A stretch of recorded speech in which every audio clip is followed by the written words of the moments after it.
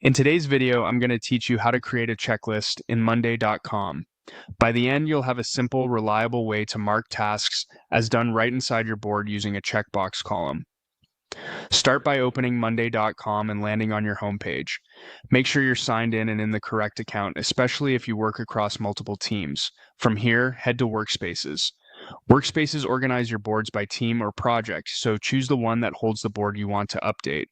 If you're not sure which workspace to pick, look for the one where your current project boards live or where your team collaborates most often.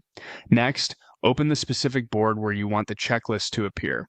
This can be any board, project tracking, content pipeline, or a simple to-do list. Once the board is open, you'll add your checklist as a new column. Look to the far right of your existing columns and click the plus sign to add a column.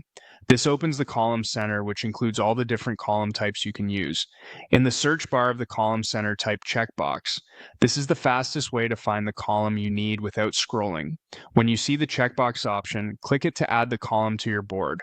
It will appear instantly. You can rename the column to something clear and actionable like checklist, done, or complete. Just click the column title to edit it. If you want it more visible, drag the column left or right to position it where it makes the most sense for your workflow. Now let's use it. Find the row or item you want to mark. In the cell under your new checkbox column, click once to check it and again to uncheck it. Each click toggles the state. This lets you quickly mark tasks as complete right from the board view without opening extra menus or leaving the page. If you make a mistake, no problem. Just click again to revert it. A few quick tips to keep this smooth. Use clear item names so it's obvious what you're checking off, and reserve the checkbox for true done or not done decisions.